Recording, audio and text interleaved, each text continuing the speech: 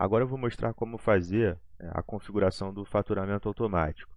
Lembrando que para quem não viu a primeira parte do vídeo, o link está na descrição aqui no YouTube.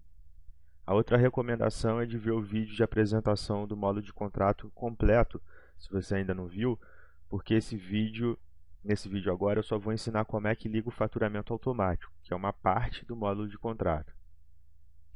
Então, eu vou criar um contrato do zero, lembrando que eu não vou passar aqui pelas configurações todas do contrato. Vou em atendimento, contrato adicionar. Para ligar o faturamento automático, a data de vencimento ela tem que ser preenchida com uma data, e essa data ela pode ser até 45 dias mais antiga que a data do dia, que é a data atual. Então, por exemplo, se você quer que o sistema rode o faturamento automático para um vencimento que já ocorreu, essa data não pode ter mais que 45 dias de defasagem. Do contrário, o faturamento automático não vai rodar. O ideal é que essa data seja a de hoje ou uma data futura, mas se você esqueceu de faturar algum contrato, você pode botar uma data um pouquinho mais antiga, desde que respeite esses 45 dias. A outra configuração importante é o status. Ele deve sempre estar como ativo. Se o status do contrato não estiver ativo, o faturamento automático não vai rodar. Nessa apresentação eu vou criar um índice para esse contrato no valor de R$ 2.000, mas eu vou acelerar aqui o vídeo porque a configuração do contrato, dos índices, não é o motivo desse vídeo. Para ligar o faturamento automático, você vai acessar a aba Config Faturamento. O dia de vencimento já vem configurado com o dia que foi usado lá na data de vencimento, na aba Geral. A periodicidade é o número inteiro que representa a quantidade de meses que esse contrato é cobrado. Então, você vai ter que entender que o valor do contrato, por exemplo, eu coloquei lá um índice de R$ 2.000, ele vai ser multiplicado por esse número no momento que o sistema fizer a cobrança. Sendo assim, o valor dos índices do contrato deve ser sempre com base em um valor mensal.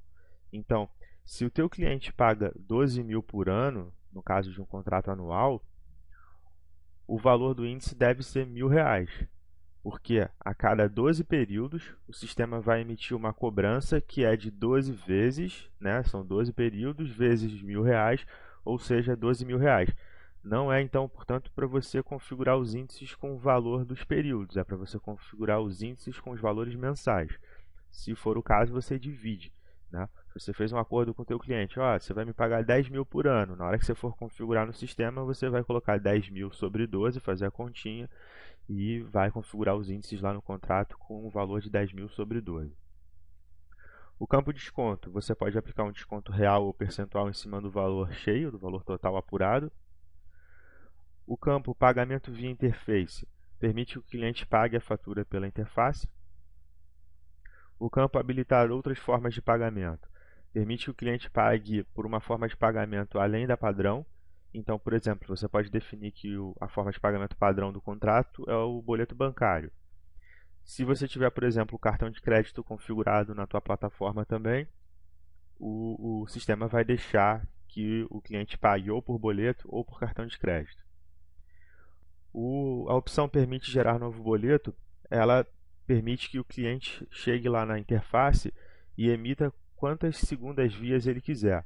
Então, o sistema vai abrir o boleto para o cliente. Se o boleto já tiver vencido em relação à data do dia, o sistema vai deixar o cliente gerar um novo boleto com mais 5 dias de vencimento e assim sucessivamente.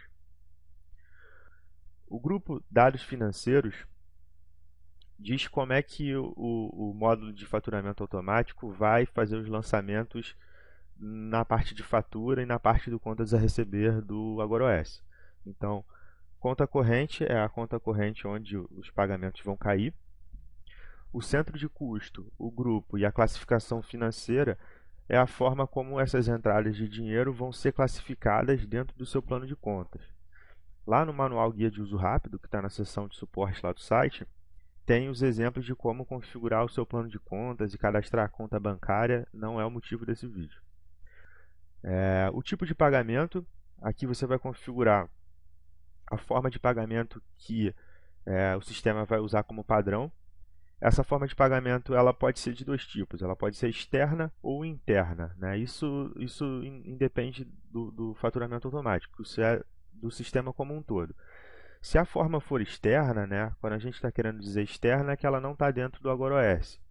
Então, nesse caso, o sistema vai gerar só uma cobrança, né, do contrato e um contas a receber para esse contrato. Então, por exemplo, uma forma de pagamento externa seria o dinheiro, ou o cheque, ou um boleto bancário que não é emitido por dentro do AgoraOS. Ou seja, o sistema vai fazer toda a parte de cobrança, vai gerar o contas a receber, mas ele não vai fazer nenhum recebimento de dinheiro. Ou a forma de pagamento pode ser interna, própria do AgoraOS. Se ela for interna, hoje em dia ela pode ser ou boleto bancário ou cartão de crédito, né? No caso do boleto bancário, o sistema vai emitir um boleto bancário no vencimento do cliente. Ou, se for cartão de crédito, lá quando chegar no dia de vencimento, o sistema vai debitar do cartão de crédito do cliente. Sendo que tanto o módulo de boleto bancário quanto o gateway de cartão de crédito são serviços contratados à parte por volume de utilização. No bloco de faturamento automático, que você vai de fato ligar o faturamento. Faturamento automático você coloca assim, que você vai ligar ele. A apuração do serviço pré ou pós-pago é uma anotação, não tem qualquer impacto no sistema. A data de início do faturamento é a partir de quando que você quer que o sistema comece a rodar o faturamento automático. Em geral é para preencher aqui essa data para ser a mesma data da data de início do contrato, lá na aba geral. Então, se o contrato começou dia 1º de 10 de 2014, você vai colocar aqui na data de início do FA também a mesma coisa, dia 1º de 10 de 2014. Dias de antecedência são quantos dias antes do vencimento que você quer que o sistema apure o contrato e faça a cobrança. Os demais campos que tem aqui embaixo, suspensão automática, dias de suspensão, eles não estão em uso no momento no sistema, à exceção do campo URL de callback. O campo URL de callback pode ser um pouco difícil de entender para as pessoas que não são da área de informática. Essencialmente, nesse campo, você vai colocar o endereço de um site ou de um sistema que você quer que o AgoraOS chame a cada vez que esse contrato for atualizado ou tiver alguma modificação nele, por exemplo, um pagamento. Essa URL, esse endereço que você colocou na URL de callback, ele é chamado e é passado para esse endereço o número do contrato na query string, né? Então, por exemplo, esse contrato daqui é o número 8. Essa URL vai ser chamada e dizendo, olha, o ID desse contrato é o número 8. Feito isso, o teu sistema lá do outro lado, né, que está sendo chamado nessa URL, fica sabendo que o contrato número 8 foi atualizado. Com essa informação, o teu sistema vai conectar de volta no AgoraOS, pedir as informações do contrato número 8, e aí vai disparar algumas ações, né? Essa conexão é feita por API ou Web Service, né? Depende de como uma pessoa chama.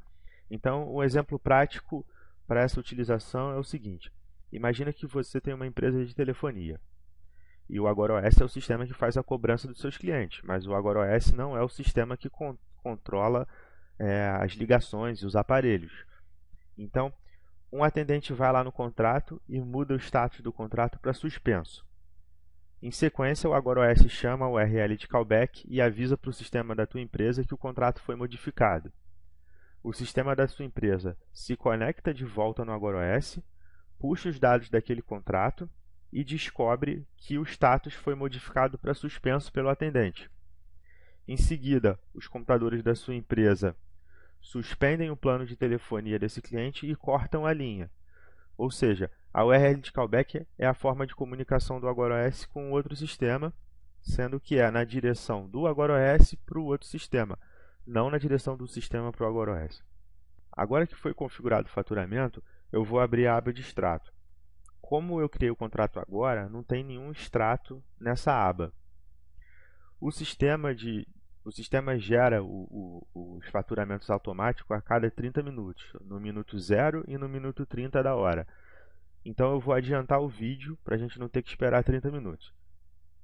Passado 30 minutos, eu atualizei a tela e a gente tem aqui o extrato de R$ 2.000 vinculado à fatura número 5 e essa fatura está com status aguardando pagamento.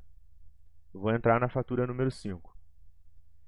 Dentro da fatura, ela está configurada com todas as informações financeiras que eu configurei lá na aba Config Faturamento do Contrato.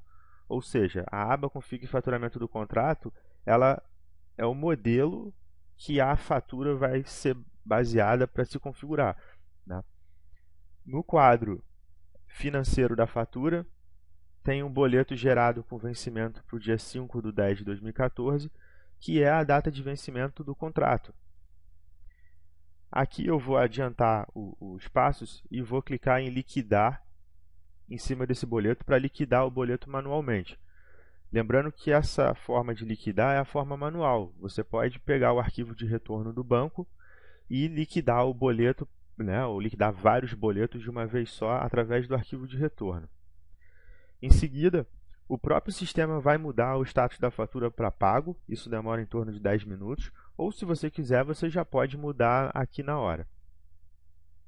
Então, nesse momento, o sistema sabe que a fatura para aquele contrato foi paga. Por quê? Porque o status da fatura agora é pago. O que falta para a gente é atualizar o contrato para um novo vencimento, uma data futura. Eu vou entrar em Atendimento, Contrato, Relatórios, vou em Pago por FA, Data de Término Desatualizada. É o nome do relatório. Esse relatório ele vai mostrar todos os contratos que foram pagos e precisam ser atualizados. Aqui eu vejo que a data de vencimento desse contrato é no dia 5 de outubro e que ela é um contrato mensal, porque está escrito aqui que é de um período. Vou clicar no botão Atualizar. O sistema me mostra as informações mais importantes e já sugere uma nova data de vencimento. Ou seja, ele pegou a data de vencimento do dia 5 de outubro, somou um período, que é um mês, e passou para 5 de novembro. Aqui eu tenho a oportunidade de mudar o status do contrato. Nesse caso aqui, no nosso exemplo, o contrato está ativo e ele vai permanecer ativo, eu não vou modificar nada. Mas, por exemplo, você pode estar ativando um contrato que estava suspenso anteriormente. O cliente não pagou, você suspendeu o contrato, o cliente foi e pagou, e aí o boleto compensou, você liquidou a fatura e agora está na hora de você reativar o contrato do cliente. Quando eu clico em atualizar, o contrato some da tela. Ou seja, esse contrato ele já está com a data de vencimento ok. Se eu voltar lá no contrato, você vai ver aqui que o vencimento dele agora é dia 5 de novembro. Ou seja, quando chegar lá pelo dia 25 de outubro, que são 10 dias antes do dia 5 de novembro, o sistema vai gerar uma nova cobrança. Ou seja, o ciclo se repete mês a mês enquanto o cliente estiver te pagando. E assim está concluído o processo de faturamento. O último ponto que costuma gerar dúvida com os clientes é como é que eu vou saber quem são os clientes que estão atrasados e como é que eu vou cobrar eles. A primeira questão é que o sistema dispara e-mails automaticamente no momento que ele cobra, 5 dias antes, 2 dias antes e, se eu não me engano, 5 ou 10 dias depois do vencimento. Os e-mails que o sistema dispara atualmente não podem ser modificados, mas nas próximas versões do sistema você vai poder alterar.